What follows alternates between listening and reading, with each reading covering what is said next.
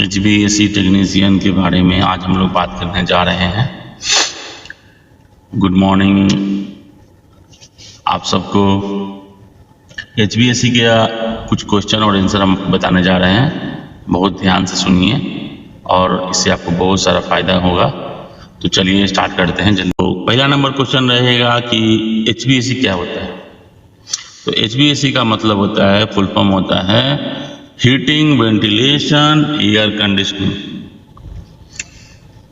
दूसरा number question पे आते हैं। दूसरा नंबर क्वेश्चन है कि रेफ्रिजरेशन का बेसिक साइकिल क्या होता है।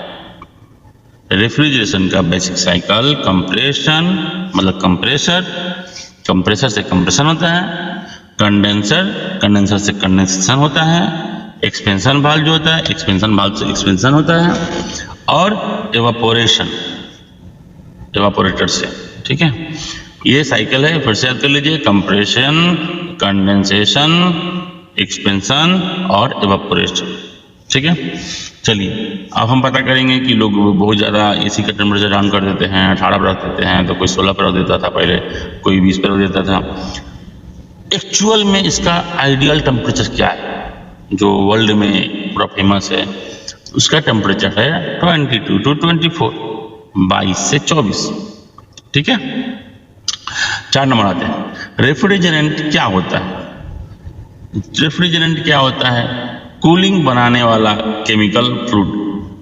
कूलिंग बनाने वाला केमिकल फ्लूइड। रेफ्रिजरेंट एक केमिकल कंपोनेंट, एक केमिकल फ्लूइड है, केमिकल है, सीधा सीधी बात है। ठीक है, रेफ्रिजरेंट क्या है? एक केमिकल है जो कूलिंग बनाता है।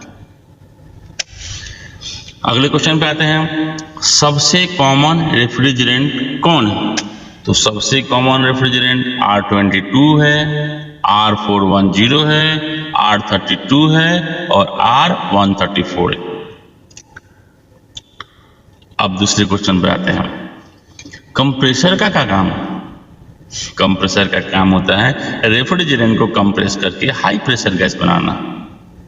कंप्रेसर का मतलब माने नहीं कहता है, इंसान का जिस तरह दिल है उस तरह कंप्रेसर, एसी फील्ड का कंप्रेसर ही दिल है।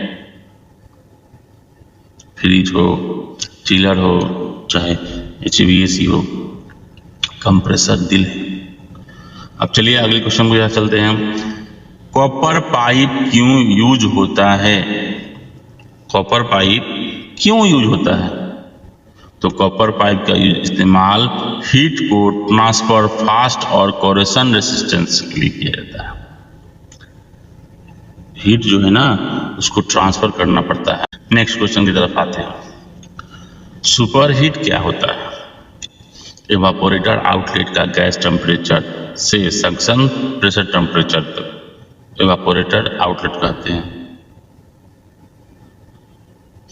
इवापोरेटर आउटलेट का गैस टेम्परेचर से सक्शन प्रेशर टेम्परेचर तक को सुपर हीट कहते हैं।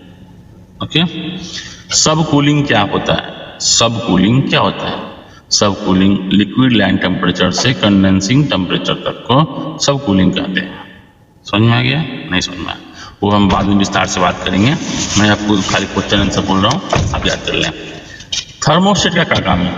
थर्मोस्टेट का काम है टेम्परेचर कंट्रोल करना। ठीक है, थर्मोस्टेट बहुत तरह का होता है, जैसे कि HVAC में एक डिस्प्ले आता है, डिजिटल डिस्प्ले आता है। ठीक है, हमारे मतलब मोबाइल में भी स्प्लिट एसी का अलग थर्मोस्टेट होता है, इसका फ्रिज का अलग थर्मोस्टेट होता है। तो डिफरेंट टाइप ऑफ थर्मोस्टेट, ये हम बाद में बात करेंगे, हाँ डिटेल में बात करेंगे। हम कुछ बात कर रहे हैं BTU के बारे में। नेक्स्ट क्वेश्चन, BTU क्या है? BTU होता है ब्रिटिश थर्मल यूनिट। वो क्या होता है? तो हीट मेजरमेंट करने का यूनिट है, हीट मेजरमेंट करने का यूनिट। तो भाई एक टन में कितना, एक टन एसी में कितना BTU होना चाहिए? कितना BTU होता है? तो एक टन एसी में BTU जो होता है 12,000 BTU होता है पर आवर। एक टन एसी में 12,000 BTU पर आवर का इस्तेमाल किया जाता है। ठीक है, नेक्स्ट क्वेश्चन क्या है? स्प्लिट एसी में कितने यूनिट होते हैं? स्प्लिट एसी में मात्र 2 ही यूनिट होते हैं, एक इनडोर एक आउटडोर, जो एक अंदर लगता है और एक जो बाहर लगता है। चलिए एसी में PCB क्या है? एसी में पीसीबी के क्या काम है, क्या है? तो कंट्रोल बोर्ड है, वो दिमाग है, उसी से पूरा कंट्रोल होता है। ठीक है, नेक्स्ट क्वेश्चन पे आते हैं। कैपेसिटर का यूज क्यों होता है? कैपेसिटर का इस्तेमाल इसलिए होता है कि मोटर को स्टार्ट करने में टॉर्क देता है, स्टार्टिंग टॉर्क देने का काम करता है मोटर को, इसीलिए कैपेसिटर का इस्तेमाल होता है। और मोटर ही नहीं, कोई भी मोटर, कंप्रेसर भी हो उसको भी। ओके, नेक्स्ट क्वेश्चन पे आते हैं। कंडेंसर का काम क्या है? तो कंडेंसर का काम होता है हीट को रिलीज करके रेफ्रिजरेंट को लिक्विड बनाना। हीट को रिलीज करके, हीट जो है ना निकाल के, और रेफ्रिजरेंट जो गैस है उसको लिक्विड बनाना। नेक्स्ट क्वेश्चन, एवापोरेटर कॉइल कहाँ होता है? एवापोरेटर कॉइल इंटर यूनिट में होता है। एवापोरेटर कॉइल जो होता है ना, वो इंटर यूनिट में होता है। नेक्स्ट क्वेश्चन, कूलिंग कम क्यों होती है? कूलिंग कम क्यों होती है?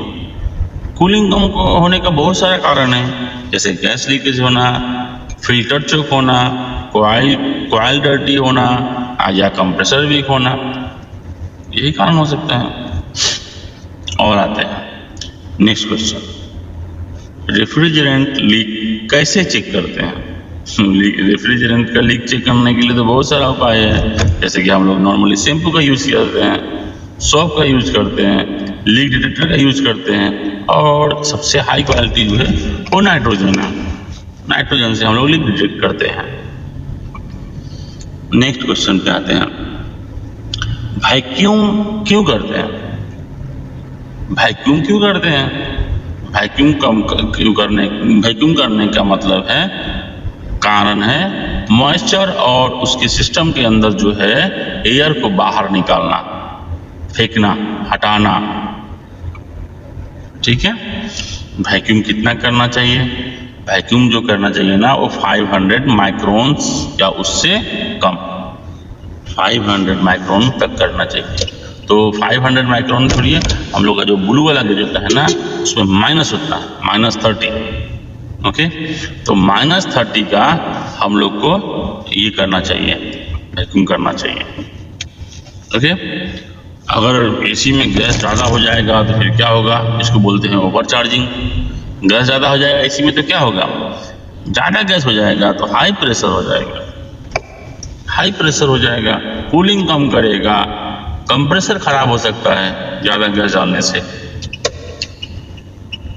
चलो भाई, ये तो बात हो गया। अगर कम डाला तो, अगर गैस कम डाल दिया तो फिर क्या होगा? गैस कम डाल दिया तो फिर कूलिंग कम होगा, कॉइल पे आइस जम जाएगा।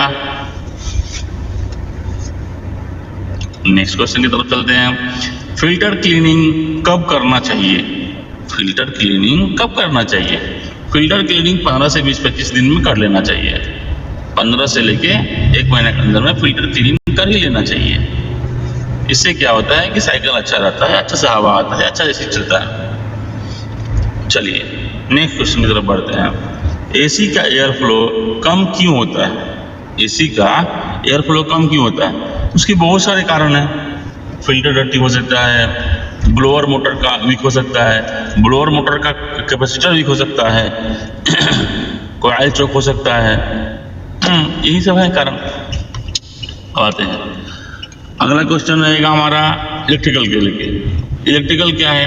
इलेक्ट्रिकल बहुत जरूरी है। इलेक्ट्रिकल में कौन सा क्या होता है, सेफ्टी बहुत जरूरी है, तो उसके बारे में भी बात कर लेते हैं।